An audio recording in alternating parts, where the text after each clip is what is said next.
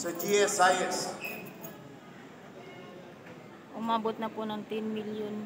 For 10 some billion ability, pala, 10 billion yung utang ng Maynila. we did convince GSIS, for that matter, and gave us discount so that our co-workers in City Hall may retire and get their benefits.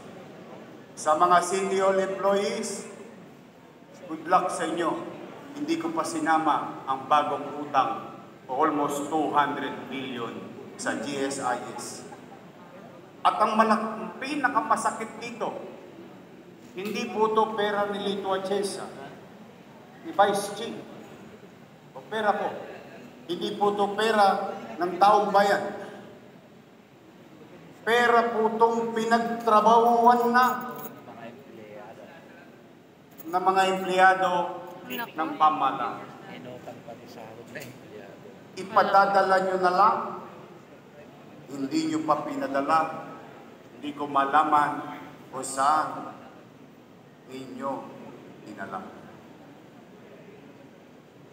And to give you a visual of what is 10.2 sa aking mga minamahal na senior citizen, ayan po ang utang sa inyo ng lungsod ng Maynila. Social amelioration para sa senior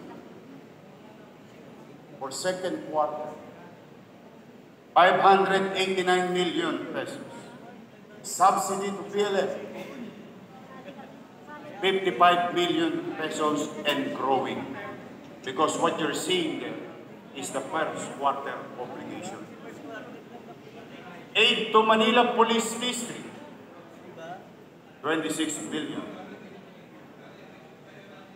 Doc Almiron, Doktora Irma Alfonso.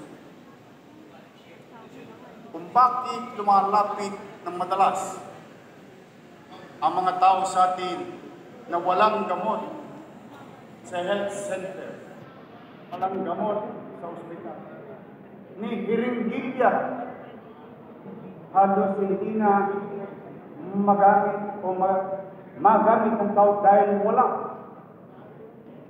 Sapagkat ang bayarin natin sa gamot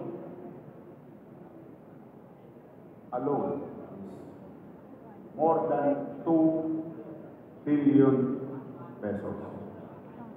Hindi pa na-content. Hindi na nagbayad ng gamot. Hindi pa nagbayad ng equipment.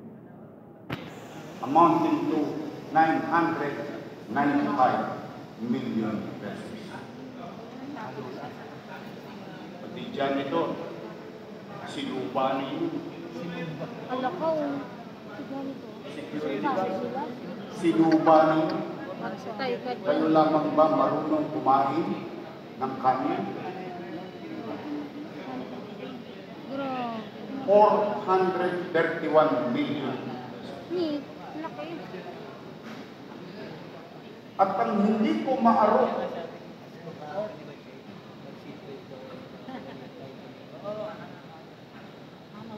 ipinagsinungaling ninyo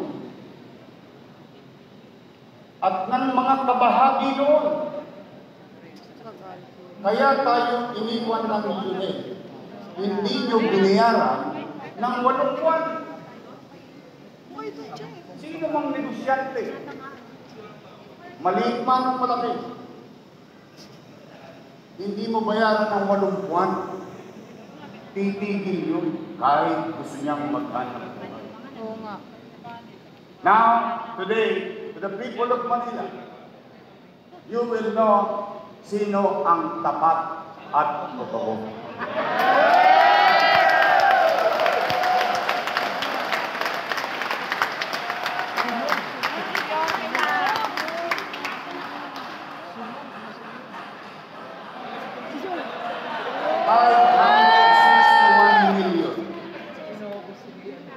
Ipinagsinungaling ninyo din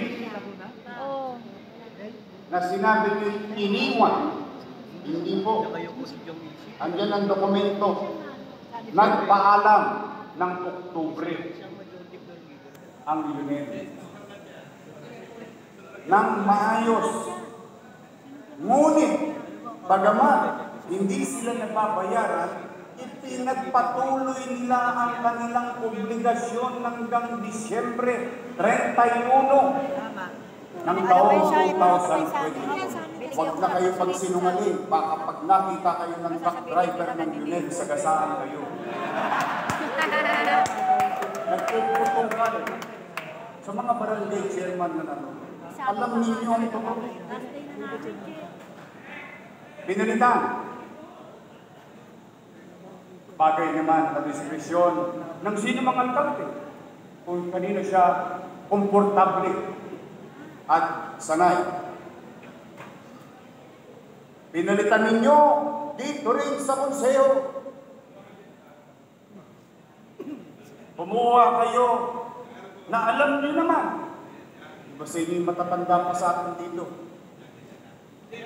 Na alam niyo naman na hindi pwedeng paghati-hatiin ang distrito ng Manila and multiple contractors because our boundaries. Nako, anyways, I'm very proud of our new mayor. Marami siyang aayusin sa lungsod ng Maynila and much deserved ang pagbabalik ni Yorme. Mahal na mahal ang mga taga-Maynila. And of course, Yorme, nandito kami para sumuporta all the way lagi sa iyo to make Manila great again. God first. Yes, marami pa tayong parating na project. Of course, with tandem with Mayor Isko and the City of Manila. Yung mga project natin dati tuloy-tuloy, mas marami pa tayong darating para sa mga taga-Manila.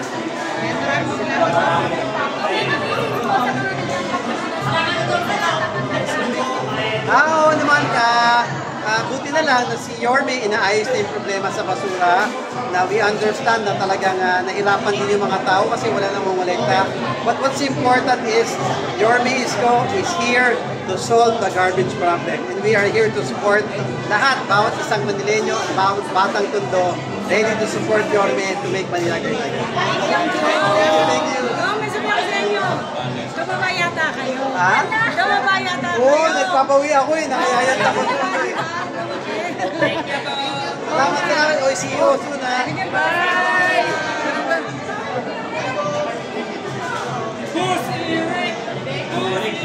Ayun o. Yun o, Congressman! Congressman! Nakita talaga ni Rochelle. Yes,